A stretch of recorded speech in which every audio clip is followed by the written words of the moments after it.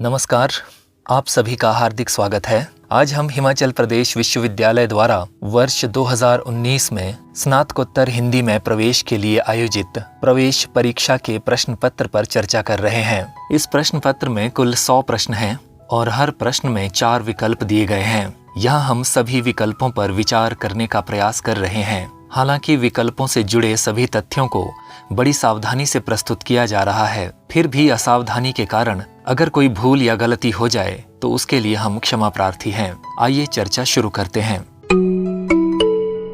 पहला प्रश्न है, पृथ्वीराज रासो के रचयिता का नाम है जगनिक, अमीर खुसरो, चंदबरदाई या अब्दुल रहमान।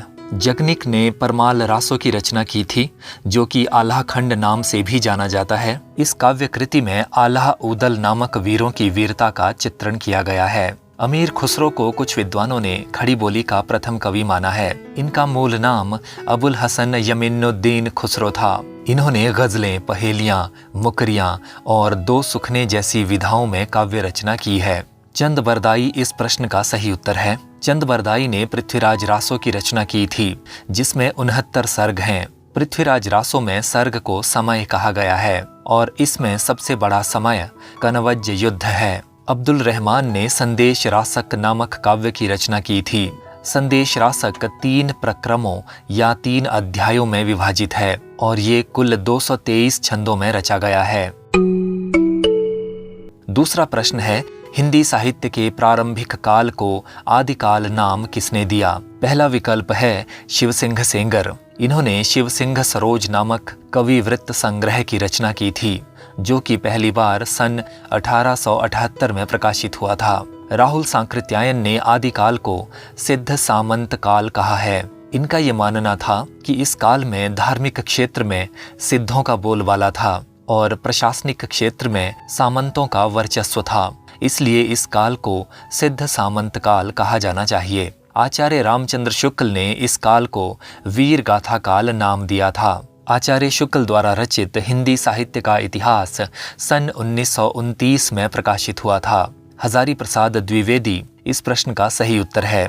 इन्होंने हिंदी साहित्य के प्रारंभिक काल को आदिकाल नाम दिया था और इसका समय सन 1000 से सन 1400 तक निश्चित किया था। हालांकि अब सर्वमान्य रूप से आदिकाल का समय संवत 1000 से संवत 1375 तक माना जाता है।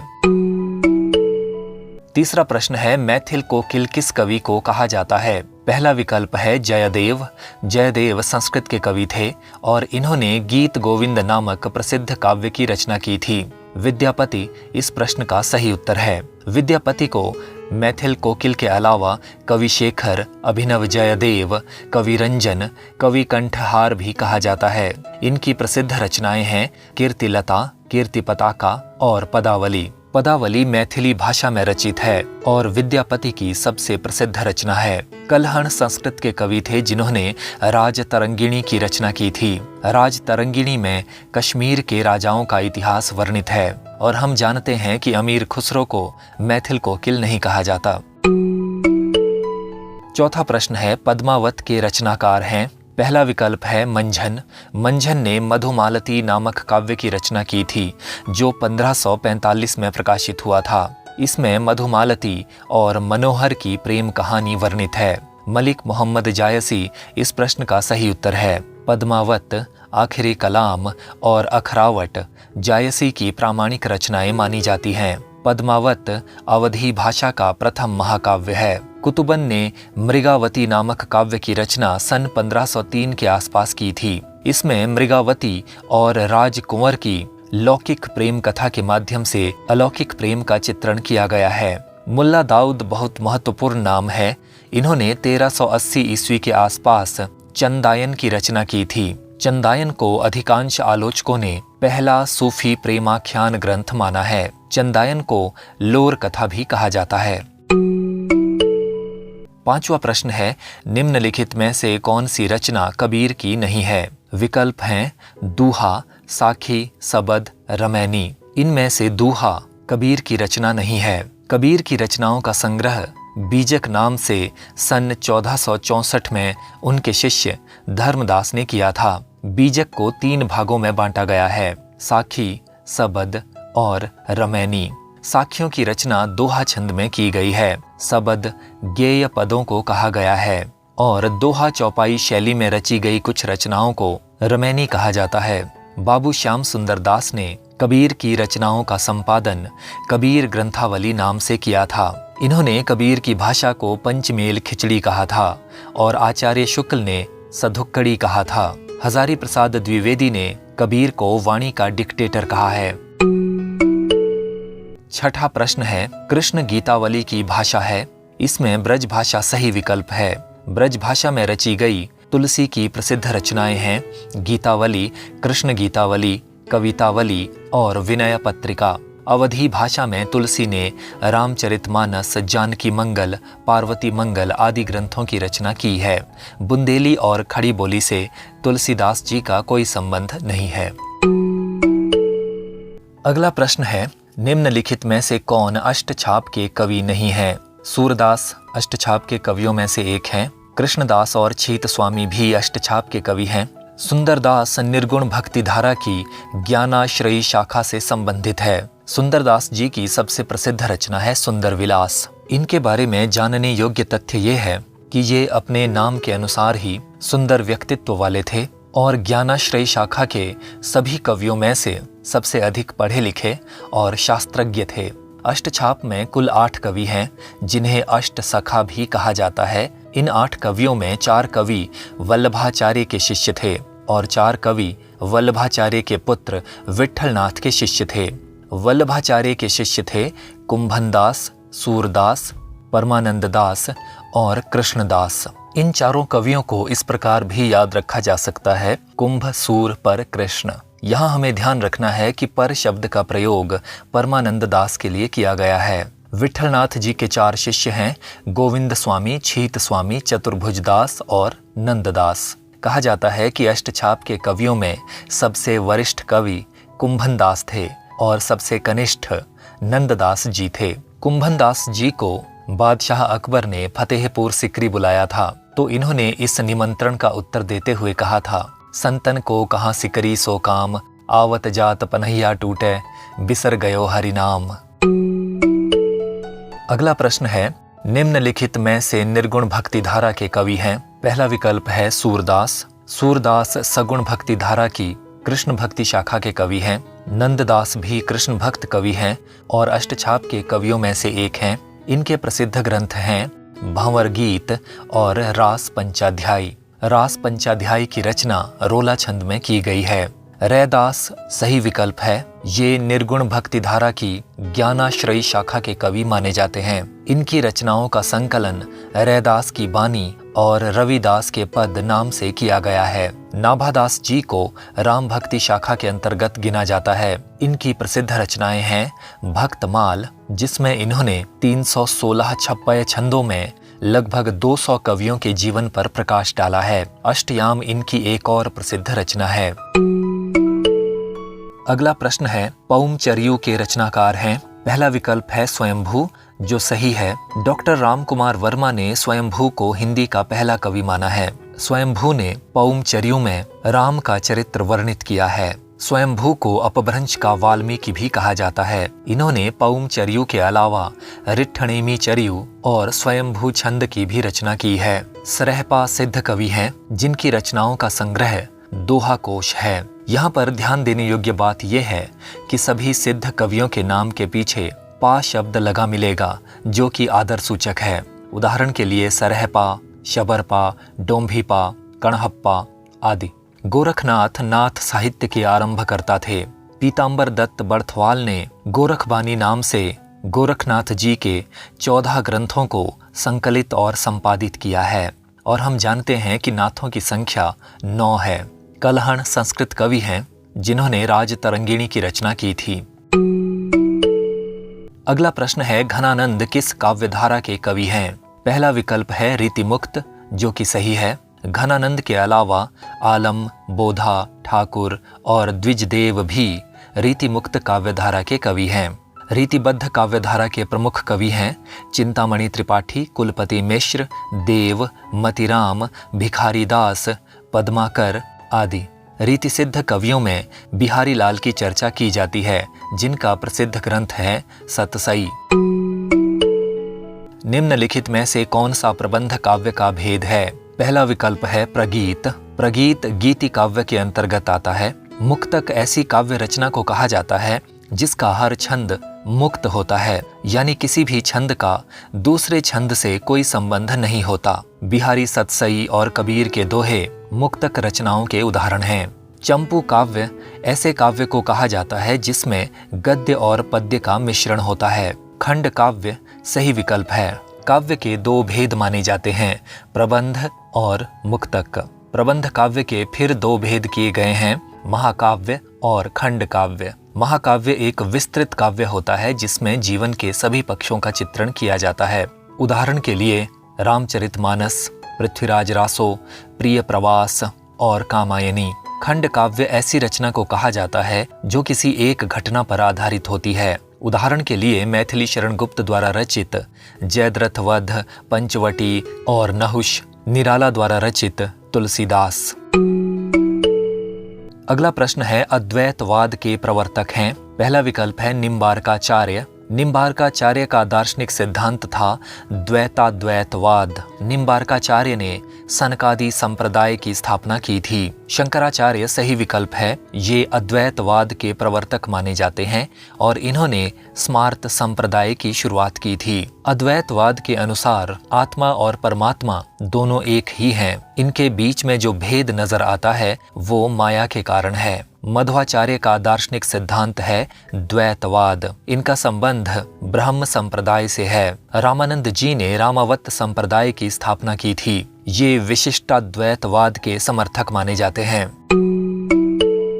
अगला प्रश्न है साधारणीकरण का संबंध किस संप्रदाय से है? पहला विकल्प है रस, जो कि सही विकल्प है। रस संप्रदाय का संबंध भरत मुनि से जोड़ा जाता है। भरत मुनि ने नाट्यशास्त्र नामक ग्रंथ की रचना की थी और नाट्यशास्त्र में भरत मुनि ने 8 रसों को मान्यता दी है। इनके द्वारा रचित रस सूत्र है विभावानुभाव व्यभिचारी संयोगाद रस निष्पत्ति, अर्थात विभाव, अनुभाव और व्यभिचारी भावों के संयोग से रस की निष्पत्ति होती है। इस रस सूत्र की व्याख्या संस्कृत के अलग अलग आचार्यों ने अपने तरीके से की है, जिनमें से भट्ट नायक एक है। भट्ट नायक ने रस सूत्र की व्याख्या करते हुए साधारणीकरण का वर्णन किया है। सामान्य शब्दों में साधारणीकरण उस अवस्था को कहा जाता है जब कवि या लेखक द्वारा अपनी रचना में व्यक्त की गई अनुभूतियां पाठक की अनुभूतियां बन जाती हैं। यानी पाठक जब कवि या लेखक के विचारों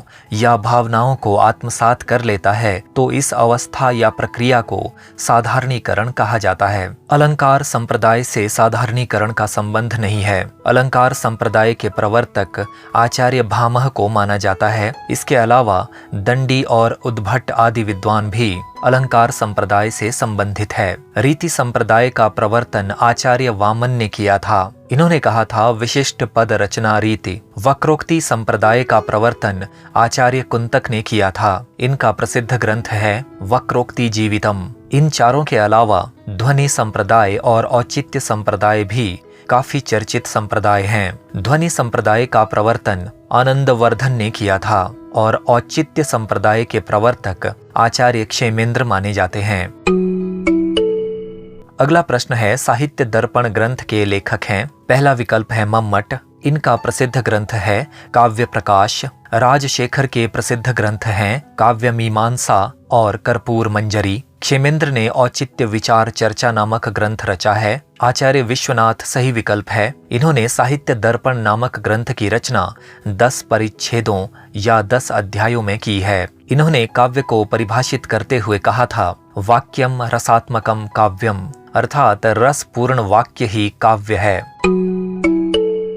अगला प्रश्न है रसों की संख्या मानी जाती है। भरत मुनि ने अपने ग्रंथ नाट्यशास्त्र में 8 रसों का वर्णन किया है। ये हैं श्रृंगार, हास्य, करुण, रौद्र, वीर, भयानक, विभत्स और अद्भुत। आचार्य उद्भट ने 9वें रस के तौर पर शांत रस को मान्यता दी। आचार्य विश्वनाथ ने वात्सल्य रस की स्थापना की। और रूप गोस्वामी ने भक्ति रस को रस के तौर पर मान्यता दी। इस प्रकार कुल 11 रसों की चर्चा की जाती है, लेकिन अधिकांश आलोचक और आचार्य 9 ही रसों को प्रमुखता देते हैं, इसलिए 9 सही विकल्प है। अगला प्रश्न है, बिहारी सतसई में लगभग कितने दोहे हैं? सतसई का अर्थ है 700 का समूह, इसलिए ऐसी रचना को सतसई कहा जाता है जिसमें 700 के आसपास छंद हों। 800, 400 और 100 सही विकल्प नहीं है, 700 सही विकल्प है। माना जाता है कि बिहारी सतसई में 719 दोहे हैं। जगन्नाथ दास रत्नाकर ने 713 दोहों को प्रामाणिक माना है। अगला प्रश्न है, झांसी की रानी कविता की रचयिता हैं? पहला विकल्प है महादेवी वर्मा, जो कि सही नहीं है। महादेवी वर्मा की प्रसिद्ध कविताएं हैं, मैं नीर भरी दुख की बदली, जो तुम आ जाते एक बार, यह मंदिर का दीप, मधुर मधुर मेरे दीपक जल, जीवन विरह का जलजात, और क्या पूजन क्या अर्चन रे। सुभद्रा कुमारी चौहान सही विकल्प है। इन्होंने झांसी की रानी नामक प्रसिद्ध कविता की रचना की थी। सुभद्रा कुमारी चौहान के काव्य संग्रह हैं मुकुल और त्रिधारा। होमवती देवी कवयित्री और कहानीकार थीं। सत्यवती मलिक ने कहानी, संस्मरण, रेखा चित्र, यात्रा वृत्तांत और ललित निबंधों की रचना की है। अगला प्रश्न है, रामचंद्र शुक्ल के अनुसार रीतिकाल की समय सीमा है? पहला विकल्प है संवत 1700 से 1900। ये विकल्प सही है। आचार्य शुक्ल का काल विभाजन इस प्रकार है, संवत 1050 से संवत 1375 तक वीरगाथा काल, संवत 1375 से संवत 1700 तक भक्ति काल, संवत 1700 से संवत 1900 तक रीतिकाल और संवत 1900 से वर्तमान काल तक आधुनिक काल। अगला प्रश्न है, हिंदी दिवस कब मनाया जाता है? पहला विकल्प है 14 सितंबर, जो कि सही है। 14 सितंबर 1949 को संविधान सभा ने निर्णय लिया था कि हिंदी संघ की राजभाषा होगी, इसलिए 14 सितंबर का दिन हिंदी दिवस के तौर पर मनाया जाता है। 14 अगस्त, 20 अक्टूबर और 26 फरवरी का हिंदी दिवस से कोई संबंध नहीं है। अगला प्रश्न है, अंधेर नगरी के नाटककार का नाम है? पहला विकल्प है भारतेंदु हरिश्चंद्र। ये सही विकल्प है। भारतेंदु हरिश्चंद्र ने सन 1881 में अंधेर नगरी नामक नाटक की रचना की थी।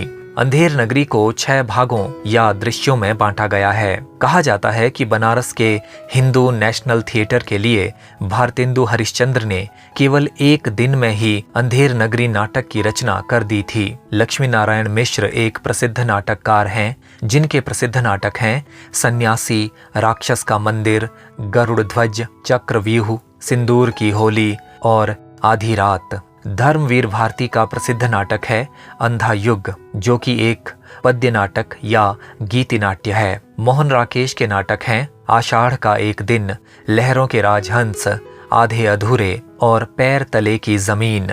पैर तले की जमीन इनका अधूरा नाटक है, जिसे कमलेश्वर ने पूरा किया था। अगला प्रश्न है, कामायनी किसकी रचना है? पहला विकल्प है सूर्यकांत त्रिपाठी निराला, जो कि गलत विकल्प है। निराला जी को छायावाद के महेश या रुद्र कहा जाता है। इनकी प्रसिद्ध काव्य कृतियां हैं अनामिका, परिमल, गीतिका, तुलसीदास, कुक्कुरमुत्ता आदि। सुमित्रा नंदन पंत को छायावाद का विष्णु माना जाता है। इनकी प्रसिद्ध रचनाएं हैं उच्छ्वास, ग्रंथि, वीणा, पल्लव, गुंजन, कला और बूढ़ा चांद, लोकायतन और चिदंबरा। जयशंकर प्रसाद सही विकल्प है। इन्हें छायावाद का ब्रह्मा माना जाता है। इन्होंने कामायनी की रचना सन 1935 में की थी। कहीं कहीं कामायनी का प्रकाशन वर्ष सन 1936 भी मिलता है। कामायनी 15 सर्गों में विभाजित है। कामायनी के प्रमुख पात्र हैं मनु, श्रद्धा, इड़ा और कुमार या मानव। कानन कुसुम, झरना, आंसू प्रसाद जी की अन्य प्रसिद्ध रचनाएं हैं। महादेवी वर्मा की प्रसिद्ध रचनाएं हैं निहार, रश्मि, नीरजा, सांध्य गीत, दीप शिखा आदि। अगला प्रश्न है, सूखी डाली के रचनाकार हैं? उपेंद्र नाथ अश्क पहला विकल्प है और यही सही उत्तर है। सूखी डाली उपेंद्र नाथ अश्क का एकांकी संग्रह है। सूखी डाली के अलावा उपेंद्र नाथ अश्क के प्रसिद्ध एकांकी संग्रह हैं अंधी गली, मुखड़ा बदल गया और चरवाहे। सेठ गोविंद दास के प्रसिद्ध नाटक हैं विश्व प्रेम, विकास और नवरस।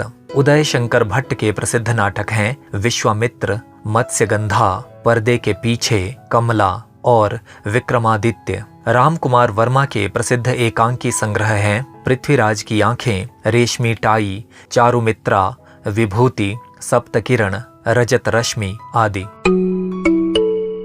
अगला प्रश्न है, इनमें से कौन रीतिकालीन कवि नहीं है? पहला विकल्प है देव। देव रीतिकाल की रीतिबद्ध काव्यधारा के कवि हैं। जसवंत सिंह भी रीतिबद्ध कवि हैं। सूरदास भक्ति काल की कृष्ण भक्ति शाखा के कवि हैं, इसलिए सूरदास सही विकल्प है। घनानंद रीतिकाल की रीतिमुक्त काव्यधारा के अंतर्गत आते हैं। अगला प्रश्न है, चंद्रगुप्त के नाटककार का नाम है? पहला विकल्प है भारतेंदु हरिश्चंद्र, जो कि सही नहीं है। भारतेंदु हरिश्चंद्र के प्रमुख नाटक हैं वैदिकी हिंसा हिंसा न भवति, विषस्य विषमौषधम, प्रेम जोगिनी, चंद्रावली, भारत दुर्दशा, नील देवी, अंधेर नगरी और सती प्रताप आदि। जयशंकर प्रसाद सही विकल्प है। चंद्रगुप्त के अलावा इनके प्रसिद्ध नाटक हैं सज्जन, कल्याणी परिणय, करुणालय, प्रायश्चित, राज्यश्री, विशाख, जन्मेजय का नाग यज्ञ, अजातशत्रु, कामना, स्कंदगुप्त, एक घूंट और ध्रुव स्वामिनी। हरिकृष्ण प्रेमी के प्रसिद्ध नाटक हैं रक्षाबंधन, पाताल विजय, प्रतिशोध, शिवा साधना आदि। लक्ष्मी नारायण लाल के प्रसिद्ध नाटक हैं अंधा कुआं, मादा कैक्टस, सूखा सरोवर, मिस्टर अभिमन्यु और यक्ष प्रश्न। अगला प्रश्न है, निम्नलिखित में से कौन राम कुमार वर्मा कृत नाटक नहीं है? इनमें से पृथ्वीराज की आंखें, रेशमी टाई और चारुमित्रा राम कुमार वर्मा की नाट्य कृतियां हैं। रीढ़ की हड्डी जगदीश चंद्र माथुर का एकांकी है, इसलिए ये सही विकल्प है। इसके अलावा जगदीश चंद्र माथुर ने भोर का तारा, खंडहर, ओ मेरे सपने और मकड़ी का जाला जैसे प्रसिद्ध एकांकी रचे हैं। अगला प्रश्न है, अभिज्ञान शाकुंतलम के रचनाकार हैं? पहला विकल्प है विशाख दत्त। विशाख दत्त ने मुद्रा राक्षस नामक नाटक की रचना की थी। कालिदास सही विकल्प है। इन्होंने अभिज्ञान शाकुंतलम के अलावा मालविकाग्निमित्र और विक्रमोर्वशीय नामक नाटकों की भी रचना की है। मुद्रा राक्षस आधुनिक काल के नाटककार हैं। इनके प्रसिद्ध नाटक हैं आला अफसर, तिलचट्टा, तेंदुआ, मरजीवा, योर्स फेथफुली और गुफाएं। अश्वघोष प्राचीन साहित्यकार हैं। इनकी प्रसिद्ध रचनाएं हैं बुद्धचरित और सौंदरानंद। अगला प्रश्न है, निम्नलिखित में से कौन सी रचना मोहन राकेश की नहीं है? आषाढ़ का एक दिन, लहरों के राजहंस और आधे अधूरे मोहन राकेश के नाटक हैं और अंधेरे बंद कमरे इनके द्वारा रचित उपन्यास है। इस प्रकार ये सभी रचनाएं मोहन राकेश की हैं। अगला प्रश्न है, अंधा युग किसकी रचना है? जगदीश चंद्र माथुर की प्रसिद्ध रचनाएं हैं कोणार्क, शारदीया, पहला राजा, रघुकुल रीति और दशरथ नंदन। धर्मवीर भारती सही विकल्प है। इन्होंने सन 1955 में अंधा युग की रचना की थी। लक्ष्मी नारायण लाल की प्रसिद्ध रचनाएं हैं अंधा कुआं, सूखा सरोवर, मिस्टर अभिमन्यु और यक्ष प्रश्न। सुरेंद्र वर्मा के प्रसिद्ध नाटक हैं द्रौपदी, सेतुबंध, नायक खलनायक विदूषक, आठवां सर्ग, सूर्य की अंतिम किरण से सूर्य की पहली किरण तक आदि। अगला प्रश्न है, निम्नलिखित में से कौन सी पत्रिका भारतेंदु हरिश्चंद्र द्वारा संपादित नहीं है? पहला विकल्प है बालाबोधिनी, जो कि भारतेंदु हरिश्चंद्र द्वारा संपादित है। इसका प्रकाशन 1 जून सन 1874 से शुरू हुआ था। हरिश्चंद्र चंद्रिका भी भारतेंदु हरिश्चंद्र द्वारा संपादित है। सन 1873 में भारतेंदु जी ने हरिश्चंद्र मैगजीन का प्रकाशन आरंभ किया था और 1874 में इसका नाम बदलकर इसे हरिश्चंद्र चंद्रिका के नाम से प्रकाशित करना शुरू किया था। कवि वचन सुधा भी भारतेंदु हरिश्चंद्र द्वारा संपादित पत्रिका है, जिसका संपादन और प्रकाशन सन 1868 में आरंभ किया गया था। आनंद कादम्बिनी सही विकल्प है। इसका संपादन बद्री नारायण चौधरी प्रेमघन किया करते थे। इसका प्रकाशन जुलाई 1881 में मिर्जापुर से शुरू हुआ था। अगला प्रश्न है चोखे चौपदे किसकी रचना है? पहला विकल्प है अयोध्या सिंह उपाध्याय हरिऔध। ये सही विकल्प है। चोखे चौपदे के अलावा हरिऔध जी की अन्य काव्य कृतियां हैं चुभते चौपदे, प्रिय प्रवास और वैदेही वनवास। मैथिली शरण गुप्त जी की प्रसिद्ध रचना है साकेत। सोहनलाल द्विवेदी के काव्य संग्रह हैं भैरवी, प्रभाती और युगाधार। माखनलाल चतुर्वेदी की प्रसिद्ध काव्य कृतियां हैं हिम किरीटिनी, हिम तरंगिणी और युगचारण आदि। अगला प्रश्न है सरस्वती पत्रिका के संपादक थे बद्री नारायण चौधरी प्रेमघन। ये गलत विकल्प है। ये आनंद कादम्बिनी का संपादन किया करते थे। महावीर प्रसाद द्विवेदी सही विकल्प है। ये सन 1903 में सरस्वती पत्रिका के संपादक बने थे। शिव पूजन सहाय ने बालक और साहित्य नामक पत्रों का संपादन किया था। प्रेमचंद हंस और माधुरी जैसे पत्रों के संपादन से जुड़े थे। अगला प्रश्न है इनमें से कौन सी कहानी चंद्रधर शर्मा गुलेरी की नहीं है? पहला विकल्प है उसने कहा था। ये गुलेरी जी की सबसे प्रसिद्ध कहानी है। इसका प्रकाशन सन 1915 में हुआ था। इसके प्रमुख पात्र हैं लहना सिंह, सूबेदारनी और वजीर सिंह। बुद्धू का कांटा और सुखमय जीवन गुलेरी जी की अन्य कहानियां हैं। पत्थर का कांटा गुलेरी जी की कहानी नहीं है, इसलिए ये सही विकल्प है। अगला प्रश्न है पथ के साथी किसकी रचना है? पथ के साथी पंत जी, प्रसाद जी और निराला जी की रचना नहीं है। ये महादेवी वर्मा की रचना है, इसलिए महादेवी वर्मा सही विकल्प है। पथ के साथी 11 संस्मरणों का संग्रह है जो कि मैथिली शरण गुप्त, निराला जी, प्रेमचंद, प्रसाद जी, सुभद्रा कुमारी चौहान, रविंद्रनाथ टैगोर, जवाहरलाल नेहरू, महात्मा गांधी आदि से संबंधित हैं। अगला प्रश्न है प्रेमचंद का मृत्यु वर्ष है 1936। सही विकल्प है। मुंशी प्रेमचंद जी की मृत्यु 8 अक्टूबर सन 1936 में हुई थी। इनका जन्म 31 जुलाई सन 1880 में हुआ था। सन 1936 में इनका प्रसिद्ध उपन्यास गोदान प्रकाशित हुआ था। इनके अधूरे उपन्यास का नाम मंगलसूत्र है। अगला प्रश्न है उद्धव शतक के रचनाकार का नाम है जगन्नाथ दास रत्नाकर। इस प्रश्न का सही उत्तर है। ये ब्रज भाषा के कवि थे। उद्धव शतक के अलावा गंगावतरण और हिंडोला इनकी प्रसिद्ध रचनाएं हैं। इन्होंने बिहारी रत्नाकर नाम से बिहारी सतसई की टीका भी रची है जो कि अत्यंत प्रसिद्ध है और सबसे ज्यादा प्रामाणिक मानी जाती है। सत्यनारायण कविरत्न भी ब्रज भाषा के कवि हैं। इनकी कविताओं का संकलन और संपादन हृदय तरंग नाम से किया गया है। भ्रमर दूत और प्रेम कली इनकी प्रसिद्ध रचनाएं हैं। मैथिली शरण गुप्त का प्रसिद्ध महाकाव्य है साकेत। इसके अलावा जयद्रथ वध और पंचवटी इनकी प्रसिद्ध रचनाएं हैं। अगला प्रश्न है पल्लव काव्य संग्रह किसकी रचना है? पहला विकल्प है सुमित्रा नंदन पंत जो कि सही है। पल्लव का प्रकाशन सन 1928 में हुआ था। पल्लव की भूमिका को छायावाद का घोषणा पत्र कहा जाता है। पंत जी की पहली रचना उच्छ्वास नाम से सन 1920 में प्रकाशित हुई थी। इन्हें चिदम्बरा नामक काव्य संग्रह पर सन 1968 में ज्ञानपीठ पुरस्कार प्राप्त हुआ था। अगला प्रश्न है एडविन आर्नल्ड के लाइट ऑफ एशिया का रामचंद्र शुक्ल ने किस शीर्षक से अनुवाद किया? पहला विकल्प है श्रांत पथिक। इसकी रचना श्रीधर पाठक ने की थी। ये गोल्ड स्मिथ की रचना द ट्रेवलर का हिंदी अनुवाद है। इसका प्रकाशन सन 1902 में हुआ था। बुद्ध चरित सही विकल्प है। रामचंद्र शुक्ल ने लाइट ऑफ एशिया का ब्रज भाषा में पद्यानुवाद बुद्ध चरित नाम से किया था।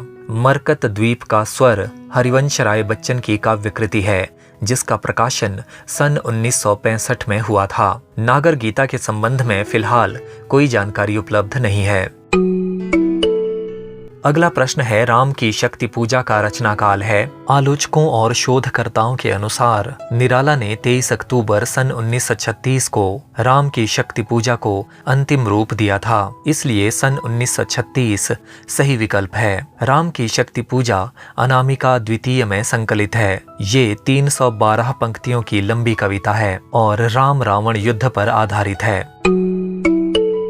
अगला प्रश्न है महादेवी वर्मा के प्रथम काव्य संग्रह का नाम है। पहला विकल्प है रश्मि, इसका प्रकाशन सन 1932 में हुआ था। दूसरा विकल्प है निहार, इसका प्रकाशन सन 1930 में हुआ था और ये महादेवी वर्मा का पहला प्रकाशित काव्य संग्रह है, इसलिए निहार सही विकल्प है। नीरजा का प्रकाशन सन 1935 में हुआ था और दीप शिखा का प्रकाशन सन 1942 में।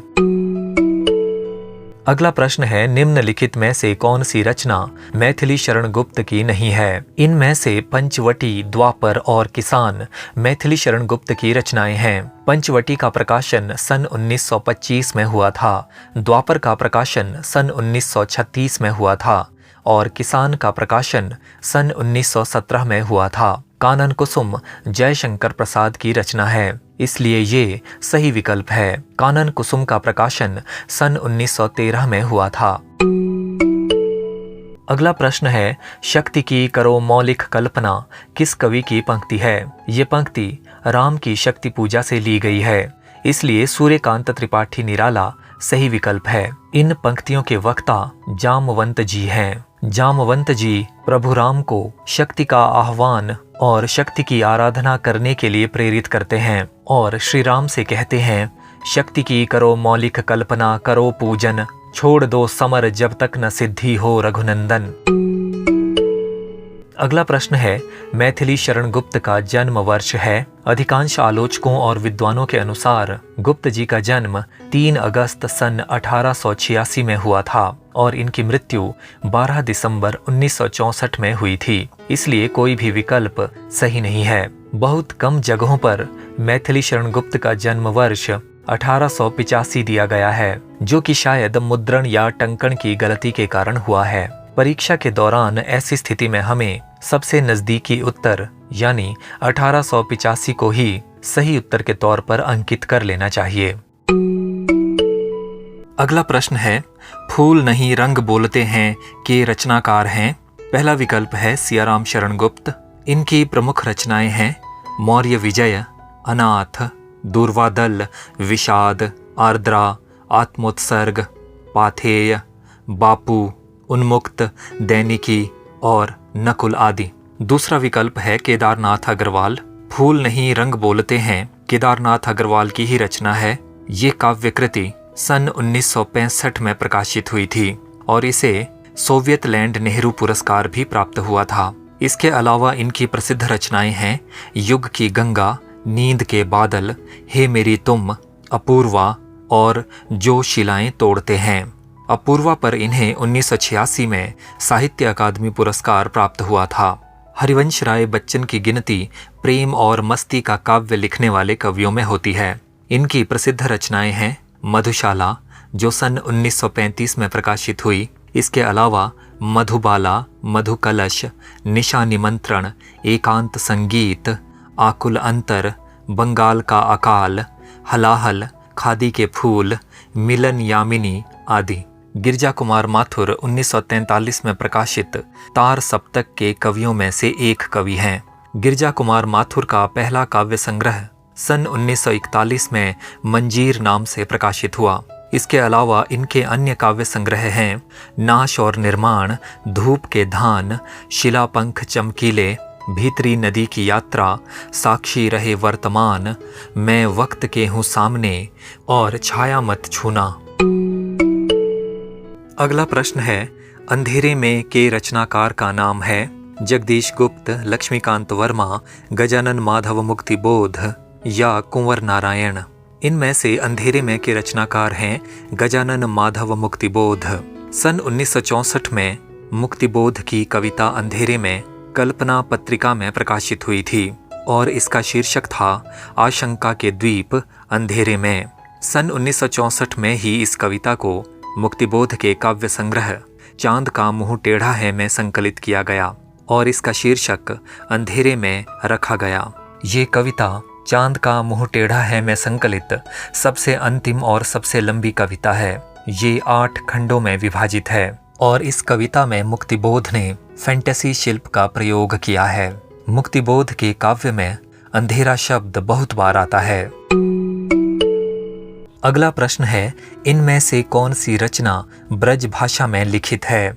दिए गए विकल्पों में से रामायण और महाभारत की रचना लौकिक संस्कृत में की गई है। गुरु ग्रंथ साहब का संकलन गुरु अर्जुन देव ने किया था और इसकी भाषा पंजाबी, ब्रज भाषा, खड़ी बोली आदि का मिश्रण है। सूरसागर सही विकल्प है। सूरसागर की रचना महाकवि सूरदास ने की थी और ये ब्रज भाषा में रचित है। अगला प्रश्न है, रस के अंग हैं। पहला विकल्प है उपमेय, उपमान, साधारण धर्म, वाचक शब्द। ये सभी उपमा अलंकार के अंग हैं। पाद, गण, यति, गति, ये सभी छंद के अंग हैं। उत्साह, क्रोध, हास, रति, ये सभी स्थायी भाव हैं। प्रत्येक रस का कोई न कोई स्थायी भाव है। यहाँ पर जो स्थायी भाव दिए गए हैं उनमें से उत्साह वीर रस का स्थायी भाव है, क्रोध रौद्र रस का, हास हास्य रस का और रति श्रृंगार रस का स्थायी भाव है। अंतिम और सही विकल्प है स्थायी भाव, विभाव, अनुभाव, संचारी भाव। ये सभी रस के अंग हैं। प्रत्येक रस से एक स्थायी भाव जुड़ा हुआ है और भरत मुनि के रस सूत्र के अनुसार विभाव, अनुभाव और संचारी भाव से रस की निष्पत्ति होती है। संचारी भाव को व्यभिचारी भाव भी कहा जाता है। अगला प्रश्न है, लिपि से अभिप्राय है। भाषा लिखने के चिन्हों को लिपि कहा जाता है, इसलिए दूसरा विकल्प सही है।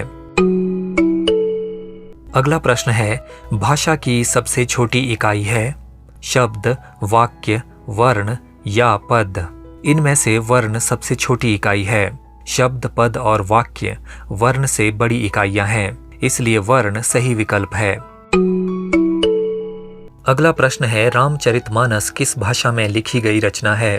ब्रज भाषा, अवधी, मैथिली, खड़ी बोली। इनमें से मैथिली और खड़ी बोली से तुलसीदास जी का कोई संबंध नहीं है। ब्रज भाषा में इन्होंने गीतावली, कवितावली, कृष्ण गीतावली और विनय पत्रिका जैसे ग्रंथों की रचना की है। अवधी भाषा में इन्होंने रामचरितमानस, जानकी मंगल और पार्वती मंगल आदि की रचना की है, इसलिए अवधी सही विकल्प है। अगला प्रश्न है, अंधा युग किस विधा की रचना है? इनमें से गीति नाट्य सही विकल्प है। अंधा युग के संवाद पद्यात्मक हैं, इसलिए ये एक गीति नाट्य या पद्य नाटक है। इसका प्रकाशन सन 1955 में हुआ था।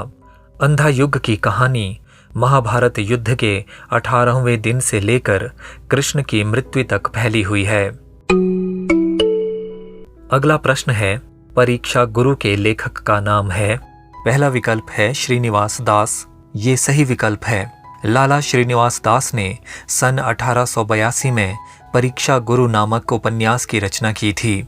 आचार्य रामचंद्र शुक्ल ने इसे अंग्रेजी के ढंग का हिंदी का पहला मौलिक उपन्यास माना है। हालांकि कुछ आलोचकों ने पंडित गौरी दत्त के उपन्यास देवरानी जेठानी की कहानी और कुछ ने श्रद्धाराम फिल्लौरी के उपन्यास भाग्यवती को हिंदी का पहला उपन्यास माना है। बालकृष्ण भट्ट के उपन्यास हैं नूतन ब्रह्मचारी, रहस्य कथा और 100 अजान एक सुजान।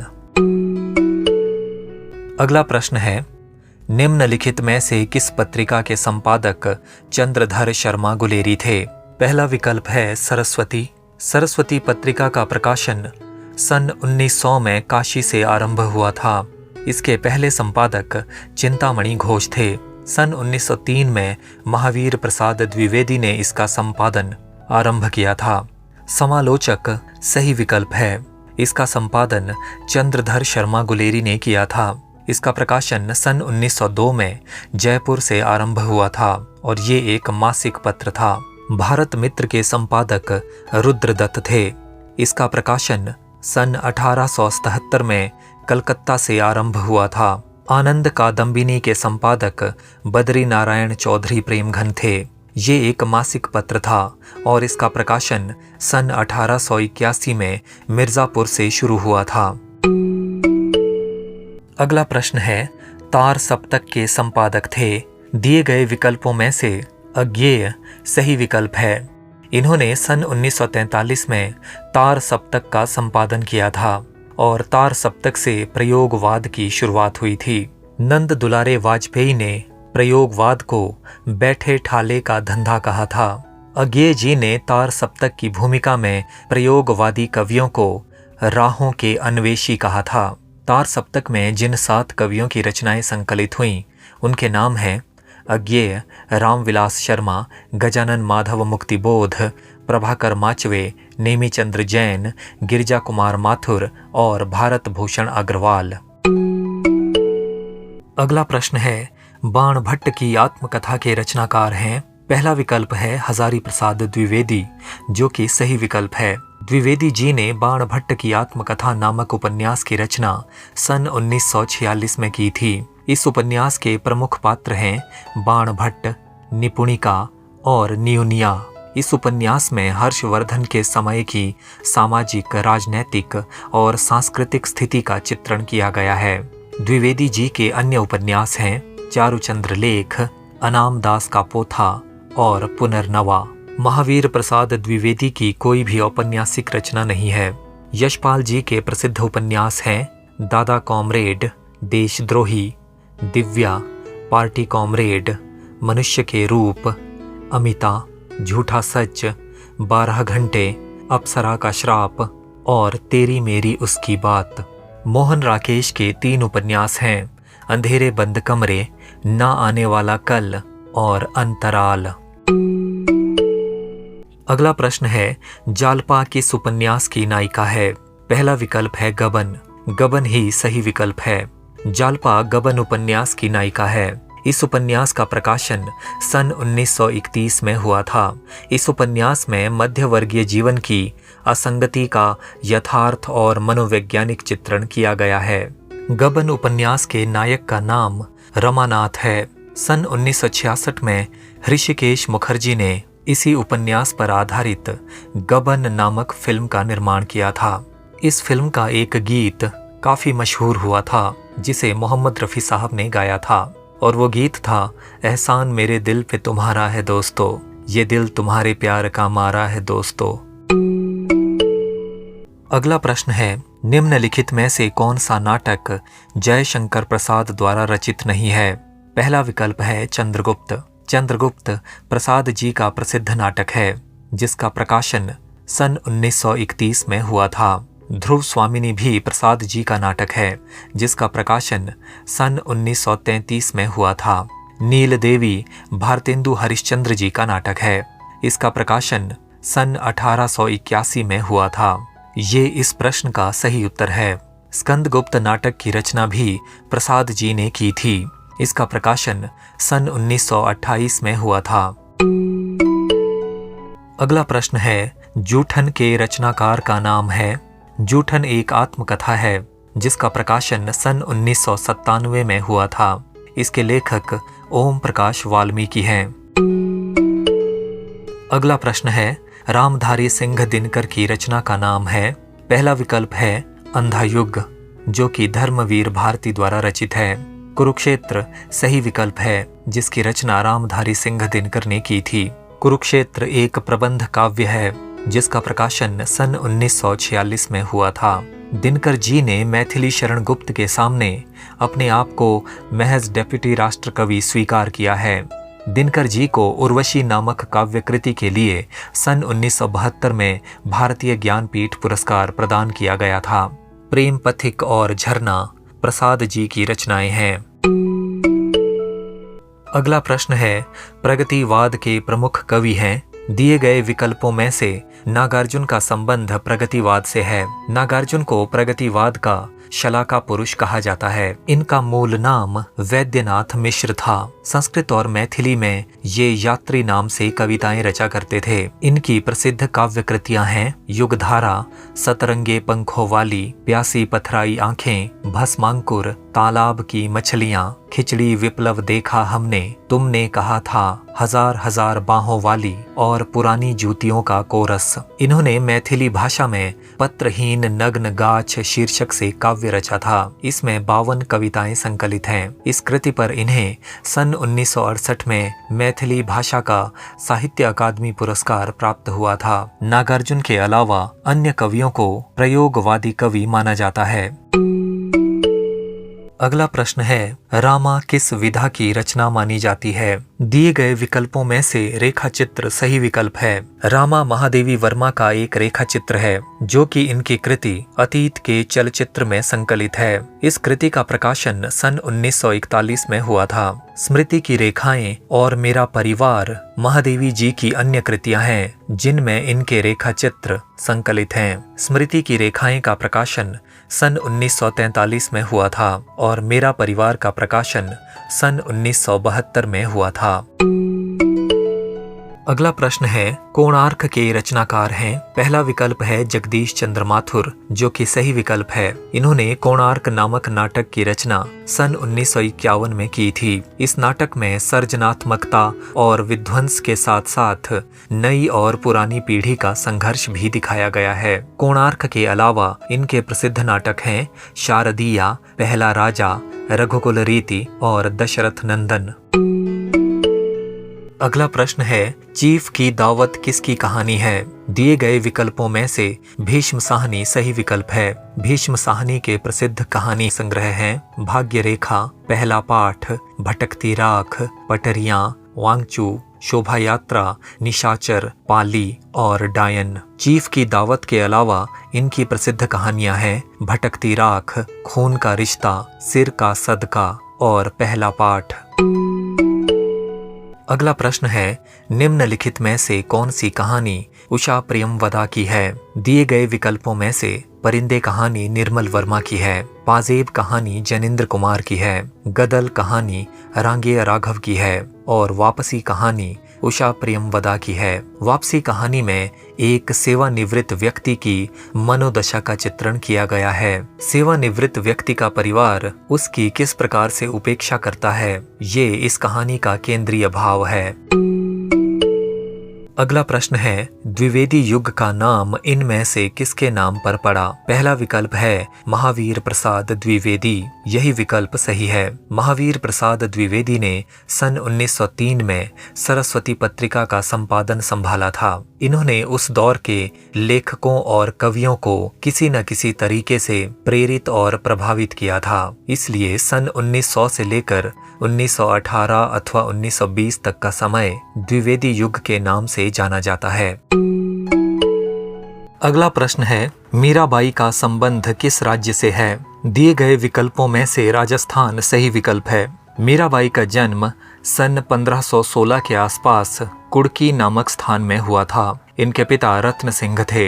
इनके पति का नाम भोजराज था। इनकी मृत्यु सन 1546 में रणछोड़ मंदिर गुजरात में हुई थी। मीराबाई की भाषा राजस्थानी मिश्रित ब्रज भाषा है। इनकी प्रसिद्ध रचनाएं इस प्रकार हैं, गीत गोविंद की टीका, नरसी जी का मायरा, राग सोरठा, राग गोविंद, मलार राग, मीरा की गरबी और रुक्मणी मंगल। मीराबाई के स्फुट पद मीराबाई की पदावली नाम से प्रकाशित हैं। अगला प्रश्न है, स्वामी दयानंद सरस्वती ने इनमें से किस समाज की स्थापना की? दिए गए विकल्पों में से आर्य समाज सही विकल्प है। स्वामी दयानंद सरस्वती ने सन 1875 में बंबई में आर्य समाज की स्थापना की थी। ब्रह्म समाज की स्थापना राजा राम मोहन राय ने सन 1828 में की थी। प्रार्थना समाज की स्थापना सन 1867 में आत्माराम पांडुरंग और महादेव गोविंद रानाडे ने की थी। इसी तरह रामकृष्ण मिशन की स्थापना स्वामी विवेकानंद ने 1 मई सन 1897 में की थी।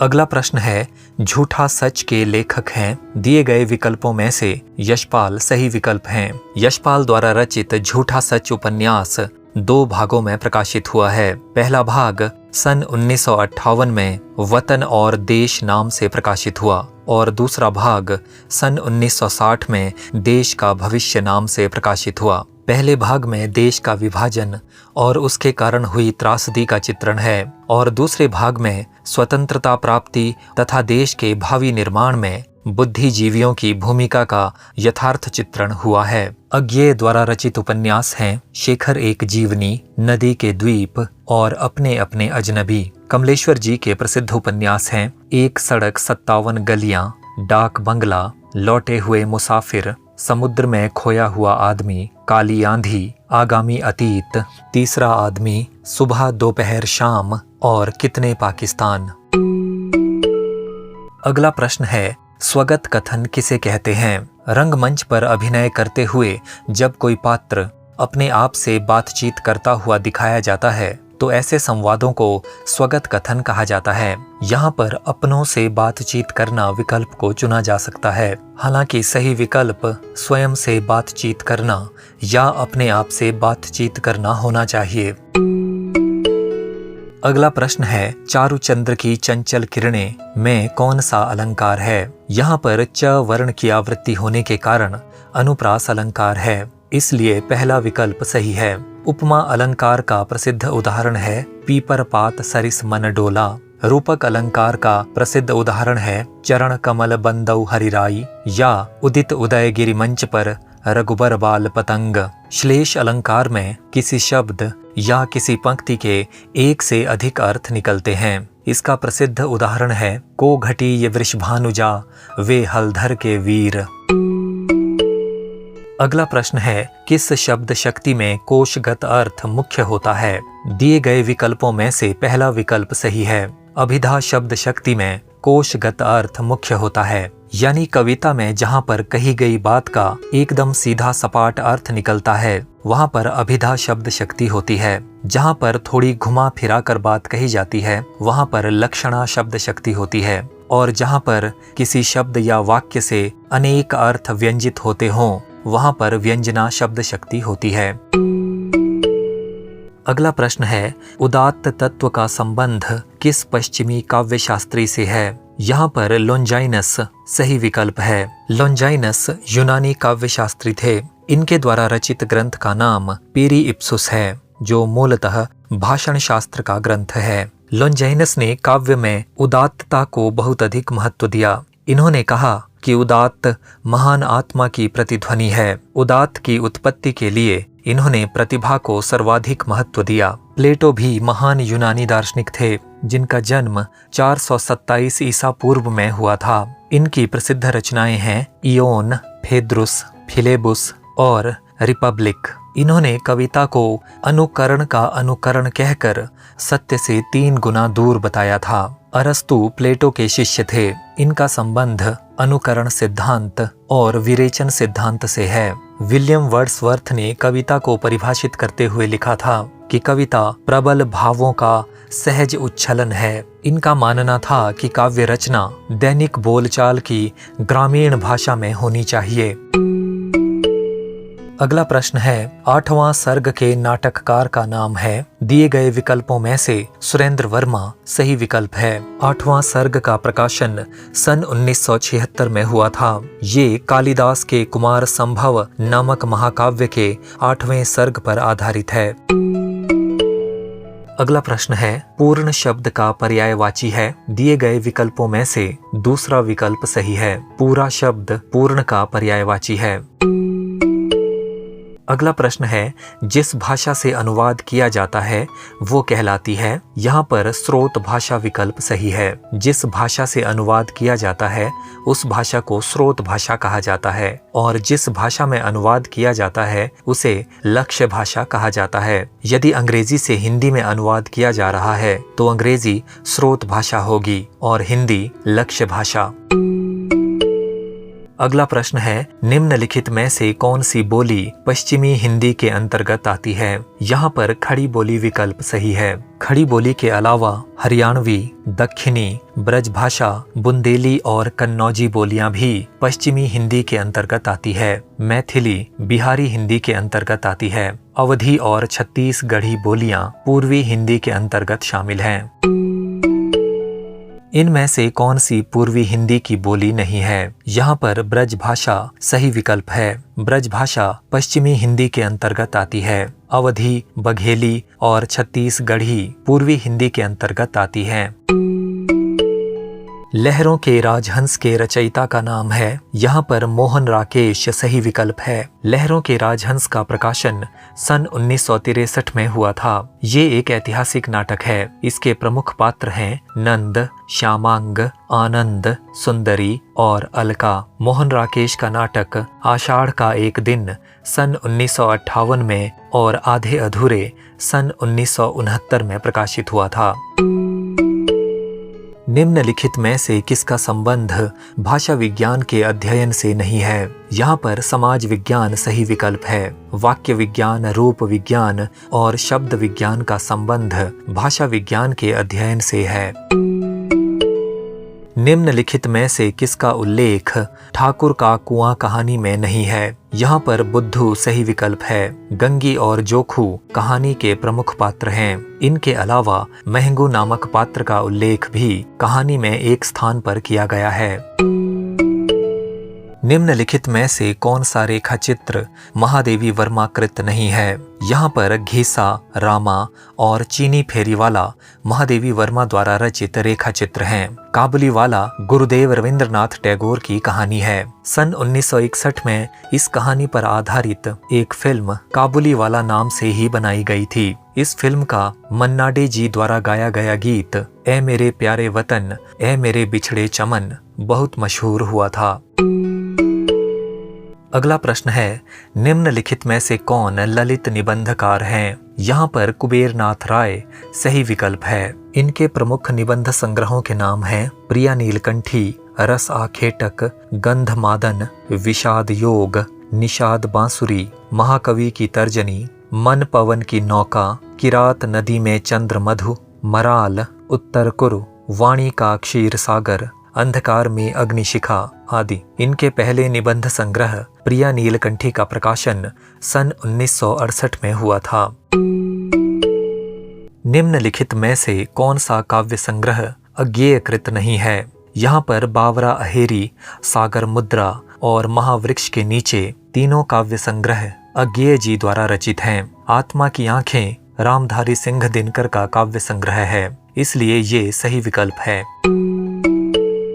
निम्नलिखित में से कौन अकविता के कवि हैं? दिए गए विकल्पों में से धूमिल का संबंध अकविता आंदोलन से जोड़ा जाता है। अकविता आंदोलन के प्रवर्तक श्याम परमार को माना जाता है। रजनीगंधा फिल्म मन्नू भंडारी की किस कहानी पर आधारित है? यहाँ पर दिए गए विकल्पों में से यही सच है विकल्प सही है। रजनीगंधा फिल्म सन 1974 में प्रदर्शित हुई थी। इसके मुख्य कलाकार अमोल पालेकर, विद्या सिन्हा और दिनेश कुमार थे। इस फिल्म का निर्देशन बासु चटर्जी ने किया था। फिल्म में कुल 2 गीत थे और दोनों ही काफी मशहूर हुए थे। इस फिल्म के लिए मुकेश जी ने कई बार यूं भी देखा है गीत गाया था और लता मंगेशकर जी ने रजनीगंधा फूल तुम्हारे महके यूं ही जीवन में नामक गीत गाया था। मुकेश जी को इस फिल्म में गाए गए गीत के लिए बेस्ट मेल प्लेबैक सिंगर का नेशनल फिल्म अवार्ड मिला था। मैं हार गई, अकेली और एक कमजोर लड़की की कहानी मन्नू भंडारी की अन्य कहानियां हैं। निम्नलिखित में से कौन सी कहानी फणीश्वर नाथ रेणुकृत है? यहाँ पर दी गई कहानियों में वापसी कहानी उषा प्रियमवदा की है। दोपहर का भोजन अमरकांत की कहानी है। परमात्मा का कुत्ता मोहन राकेश की कहानी है, इसलिए पंचलाइट सही विकल्प है। निम्नलिखित में से कौन सी कहानी मोहन राकेश द्वारा रचित है? यहाँ पर दिए गए विकल्पों में से पाजेब कहानी जैनेंद्र कुमार की है, शरणदाता कहानी अज्ञेय जी की है, पर्दा कहानी यशपाल द्वारा रचित है, मलबे का मालिक मोहन राकेश द्वारा रचित कहानी है, इसलिए ये सही विकल्प है। अपभाषा का अर्थ है। यहाँ पर दिए गए विकल्पों में से अपभाषा को विकृत भाषा से जोड़ा जा सकता है, इसलिए विकृत भाषा सही विकल्प है। इनमें से कौन सा शब्द हवा का पर्यायवाची नहीं है? यहाँ पर पवन, समीर और वायु हवा के पर्यायवाची हैं और अनल आग का पर्यायवाची है, इसलिए अनल सही विकल्प है। इनमें से कौन सा शब्द आराम से संबंधित नहीं है? यहाँ पर विश्राम, राहत और सुविधा आराम से संबंधित हैं, इसलिए आरंभ सही विकल्प है क्योंकि ये आराम से संबंधित नहीं है। निम्नलिखित में से शुद्ध वाक्य है। यहाँ पर दिए गए विकल्पों में से दूसरा विकल्प चाय का एक प्याला लाओ सही और संगत प्रतीत होता है, इसलिए यही सही उत्तर है। अनुकरण सिद्धांत के प्रवर्तक काव्यशास्त्री हैं। यहाँ पर दिए गए विकल्पों में से अरस्तु सही विकल्प है। अरस्तु का संबंध अनुकरण सिद्धांत और विरेचन सिद्धांत से जोड़ा जाता है। सुकरात, होरेस और लॉन्जाइनस का अनुकरण से कोई संबंध नहीं है। निम्नलिखित में से किस अवधारणा का संबंध होरेस से है? यहाँ पर दिए गए विकल्पों में से अनुकरण और विरेचन का संबंध अरस्तु से है। उदात्त तत्व का संबंध लॉन्जाइनस से है, इसलिए औचित्य सिद्धांत सही विकल्प है। होरेस रोमन साहित्य के महान काव्यशास्त्री हैं। इनकी प्रसिद्ध रचना आर्स पोएटिका है। द लिरिकल बैलेड्स किस पश्चिमी कवि की पुस्तक है? सन 1795 में वर्ड्सवर्थ और कॉलरिज में मित्रता हुई और उन्होंने लिरिकल बैलेड्स नाम से संयुक्त रूप से एक काव्य संग्रह रचा। इसका प्रथम संस्करण सन 1798 में प्रकाशित हुआ। लिरिकल बैलेड्स को स्वच्छंदतावादी काव्यांदोलन का घोषणा पत्र माना जाता है। लिरिकल बैलेड्स के कुल 4 संस्करण प्रकाशित हुए। इस प्रकार यहाँ दिए गए विकल्पों में से कॉलरिज और वर्ड्सवर्थ दोनों ही सही है। ऐसी स्थिति में किसी एक विकल्प को चुना जा सकता है। किस आचार्य ने रीति को परिभाषित करते हुए उसे विशिष्ट पद रचना कहा? यहाँ पर दिए गए विकल्पों में से रुद्रट और भामह अलंकारवादी आचार्य हैं। कुंतक वक्रोक्ति संप्रदाय के प्रवर्तक हैं, इसलिए वामन सही विकल्प है। वामन को रीति संप्रदाय का प्रवर्तक माना जाता है। इन्होंने रीति को परिभाषित करते हुए विशिष्ट पद रचना रीति कहा था। किस आचार्य ने अलंकार को कविता का शोभाकारक धर्म कहा? यहाँ पर दिए गए विकल्पों में से दंडी सही विकल्प है। आचार्य दंडी ने अलंकार को परिभाषित करते हुए कहा था, काव्य शोभाकरान धर्मान अलंकारान प्रचक्षते। अगला प्रश्न है, काव्य प्रकाश ग्रंथ के लेखक हैं। यहाँ पर पहला विकल्प आनंदवर्धन है। आनंदवर्धन ने ध्वनि संप्रदाय का प्रवर्तन किया और इन्होंने ध्वन्यालोक नामक ग्रंथ की रचना की। अभिनव गुप्त ने ध्वन्यालोक की टीका ध्वन्यालोक लोचन नाम से रची। इन्होंने नाट्यशास्त्र की टीका अभिनव भारती नाम से रची। इन्होंने तंत्रालोक नामक प्रसिद्ध ग्रंथ की रचना भी की थी। आचार्य विश्वनाथ ने साहित्य दर्पण की रचना की थी। इस प्रकार मम्मट सही विकल्प है। इन्होंने काव्य प्रकाश नामक ग्रंथ की रचना की थी। अगला प्रश्न है, रामचंद्र शुक्ल के प्रसिद्ध निबंध संग्रह का नाम है। यहाँ पर दिए गए विकल्पों में से चिंतामणि सही विकल्प है। आचार्य शुक्ल के निबंध चिंतामणि नाम से प्रकाशित हुए हैं। चिंतामणि के पहले भाग का प्रकाशन सन 1939 में हुआ था। प्रबंध चिंतामणि आचार्य मेरुतुंग की रचना है। हिंदी नवरत्न मिश्र बंधुओं की रचना है। पृथ्वी प्रदक्षिणा शिव प्रसाद गुप्त की रचना है। अगला प्रश्न है, अशोक के फूल निबंध संग्रह के लेखक का क्या नाम है? यहाँ पर हजारी प्रसाद द्विवेदी सही विकल्प है। अशोक के फूल निबंध संग्रह का प्रकाशन सन 1948 में हुआ था। इसके अलावा द्विवेदी जी के अन्य निबंध संग्रह हैं कल्पलता, विचार और वितर्क, विचार प्रवाह, कुटज, साहित्य सहचर और आलोक पर्व।